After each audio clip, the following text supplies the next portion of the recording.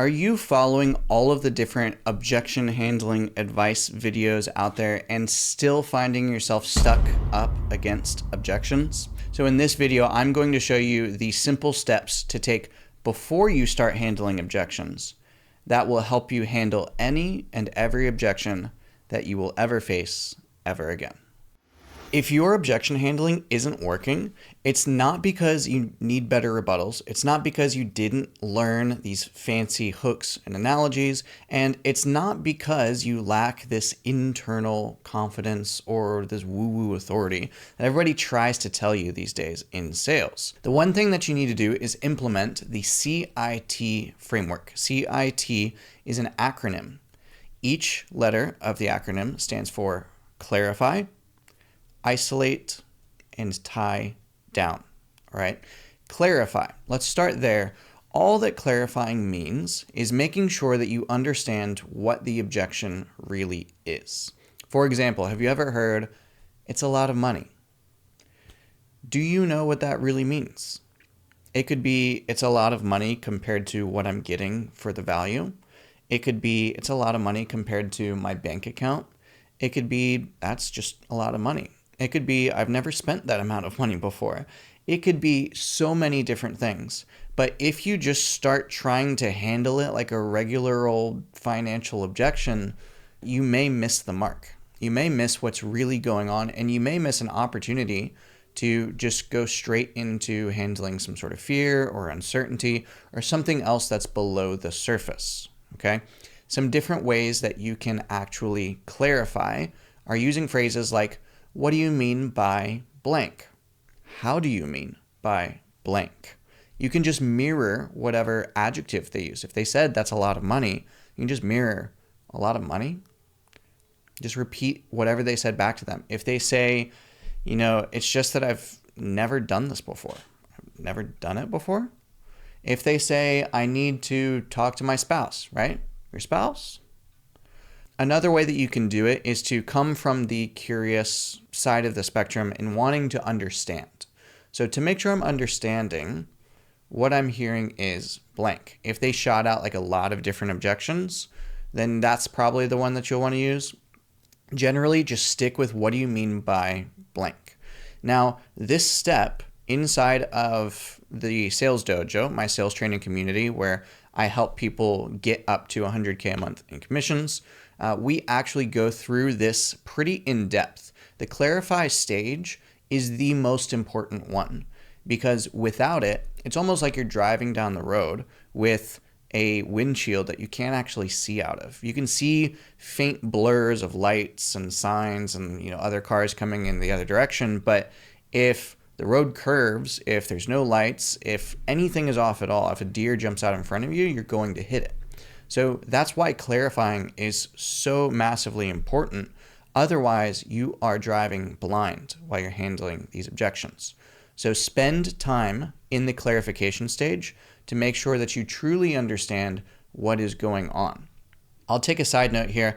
If you want to actually get some help learning how to go deep on this, because it's not very simple, there's a lot of ways that you can go wrong. You can get yourself into holes that you probably didn't even see beforehand, and I don't want that to happen to you. So if you want to actually get hands-on training, we run coaching calls every single day. We run trainings and role plays every single day. Then join the Sales Dojo, and guess what? It's free. It's free for your first 7 days. Come in, test it out, see how you like it. What is the harm going to be? Like, what's the worst thing that's going to happen? Okay, let's get back into things. So the second step after clarifying is isolating. All right. With objections, there are oftentimes multiple objections. And so what needs to happen is we need to find those out early, and we need to isolate them from all the other objections that could potentially come up later. So this can be as simple as using phrases like, "Got it. What else is going on?" Or, "Is there anything else stopping you from moving forward?" If we were able to solve that together, would that give you everything you need to move forward? Is there anything else coming up for you at the moment? It can be so many different combinations of words, and the words aren't really what matter. It's the principle of finding out the objection through the clarification stage, getting really clear on it, and then getting rid of all the other alternatives. So just to go back to the it's a lot of money objection. If they say it's a lot of money, I would say, what do you mean by it's a lot of money? Oh, well, it's just that, I only have 30 grand in my bank account and this is 15 grand. That's half of what I have. Okay, got it. What else? Is there anything else stopping you from moving forward? If we were able to kind of look at that together, would that give you everything you need to move forward? Is anything else coming up for you at the moment? You can use any one of those isolating statements to say, like, aside from the money, basically, aside from this concern that you have, is there anything else coming up for you? If they say that they really need to go and think about it, right? I'm going to say, what do you mean by go and think about it? And they're going to say, well, it's a big decision, right? I'm probably just going to repeat myself. What do you mean by it's a big decision? Well, it's that I've never spent this amount of money at one time before. Like, okay, got it. Is there anything else stopping you from moving forward? They'll be like, no, that's it. Okay, cool. So now we've isolated that objection. There's nothing else going on. However, if you ask that question, they're like, well, yeah, like I don't really make decisions above XYZ amount of dollars without my spouse present. It's like, okay, got it. Anything else?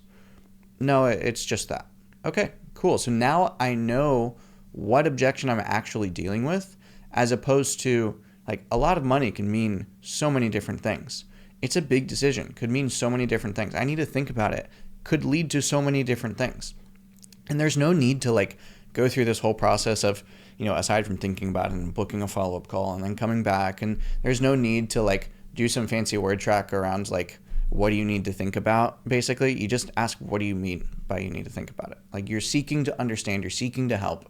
And if you've run the rest of the call the right way, then this comes out so easy, right? You're on the same side as the prospect for the entire call, helping them overcome their limiting beliefs, learning to overcome their fears, all these sorts of things. And so now when you come across and you're asking, like, what do you mean by you need to think about it? It's smooth. It's easy. No need to overcomplicate it. All right, sales should be simple. It is if you do the right things. So simple but not easy. The final stage here. So we did clarify, we did isolate, and now it is tie down. So tying down is as simple as making sure that aside from this concern that they have, do they feel that enrolling in the program, becoming part of the mastermind, getting access to this help for their business, getting this investment opportunity into their portfolio and working for them, do they feel that aside from this concern that they have, that this thing that we're about to do together can actually get them from A to Z, right? From where they are now to the goal that they have. Very simple. Most people have heard about this. You can follow it up with why specifically. What is it that you feel is the key to the castle for you? What do you feel like is going to be the most impactful part of being inside of this program, being in this mastermind, of having us come in and run your ads for you, whatever it might be. Now, a very key thing here is now going into the scale of 1 to 10. I've seen scale of 1 to 10 used so many different ways, so many different times. But the scale of 1 to 10, there's a very, very good way to use it, and pretty much everything else is horseshit, right? Pretty much everything else you can just get rid of out of your mind. All that you have to do is frame the scale of 1 to 10, and this can be used anywhere in the call, but I'm going to talk about it here specifically. You want to frame 1 to 10, 1 being something outlandish and ridiculous, and 10 being reasonably certain that this can actually get them to where they want to go, right? Very key words, reasonably certain. Now, you can use any sort of combination of words there, but the point is not to say that, like, hell or high water, we're fucking doing this, because not everybody is going to be there at that point. So you're framing a 10 as reasonably certain that you feel this can actually get you to where you want to go and help you solve X and Y and Z so that you can A and B and C for you and your family in your future.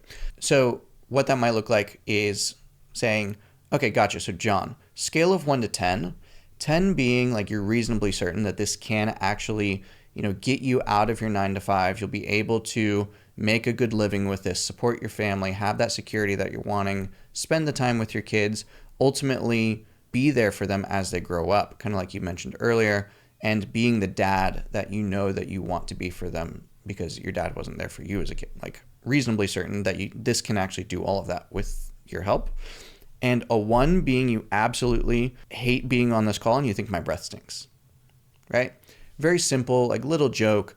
You can't even smell my breath because we're on a freaking Zoom call, but just something outlandish and ridiculous. They're probably going to say like pretty darn close to a 10. Now, when they say that, I want to go opposite direction first. Why not a 1? And then I want to go to the direction I want to go. What would it take to be a 10?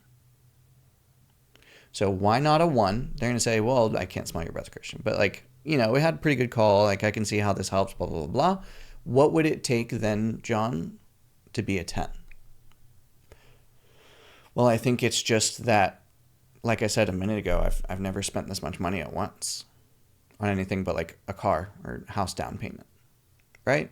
Now, from here, I'm not going to train too deeply. I'm just going to cover a couple of things. If you want to learn more about this, just join the Sales Dojo. The link is going to be down in the description below. You can join and it's free, all right? It's free for your first 7 days. You can come in and do some training with this. You can just come and ask me this question and then pop out. It's fine. I don't care. But if you want to really level up in your sales game and understand all of these things at a much deeper level in a way where you can use it day in and day out and feel that security of knowing that you're always going to be able to make money in sales, then the dojo might just be the place for you. So the next step from here, what would it take to be a 10 is what would it take on us as a company, or is it on them as a prospect? So if this person says, I've never spent that much money at once on any one thing aside from, a car or a house, is that on us as a company to change or to level up, or is it on them as a person in order for them to change or for them to level up, right? If it's on them, then you can clarify, tie down, and really just dive into that objection, right? From there, it's fairly simple, right? In order to get to somewhere that you have never been before, would it be fair to say that you're probably going to have to make decisions that you've never made before, right? If you've never been fit in your life, and you've also never eaten a salad and you've never been to the gym, like you're probably going to have to do the thing that you've never done in order to get the result that you've never gotten. Very simple, right? Now, if the objection is on us as a company, let's say for an example, they're like, well, the only thing that it would take to get to a 10 is the fact that you guys don't offer this service, right? And more often than not, you actually do. And there's some sort of way that you can spin it in order to figure out why it is that they want that service that you didn't mention in the pitch. Or maybe you just forgot it out of the pitch and you're like, oh, my bad. I totally forgot to mention in the pitch. We do actually do that. Now you just saved yourself an entire deal, potentially some ridiculous fear objection handling about you're going to go all in or whatever. But you actually just solved their problem very, very easily. So anyway, those are the 3 steps here: clarify, isolate, and tie down.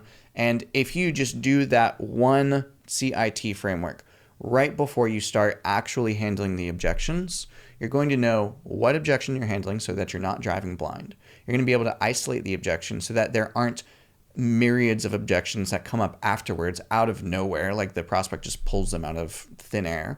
And then you're also tying down the fact that they feel like everything else is in alignment. They feel like this can get them to where they're wanting to go. And they're giving you now permission in order to say, I just need help with this one concern. Christian, salesperson, can you help me?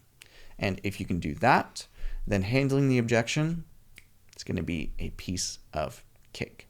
So again, if you want to learn the secrets that took me to over $100,000 a month in commissions as a commission-only high-ticket sales person, then join the Sales Dojo, because I have distilled everything that I've learned from over $500,000 of coaching and training that I've personally invested into in order to learn sales, personal development, health and habits, all of these things that have made me one of the top earners inside of the space of all time. And I am distilling all of it down to you for free inside of the Sales Dojo. You can join for free for 7 days, get access to coaching, get access to the courses. And then after that, if you decide to stay in, you can. If you decide it's not for you, it's totally cool. No pressure. But ultimately, the dojo is the premier sales training community on the marketplace right now. It's no pushy pressure tactics.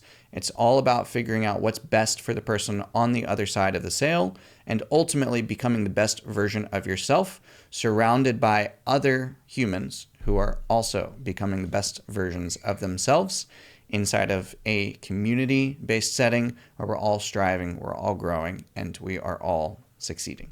If that's you, hit the link down below and I will see you inside.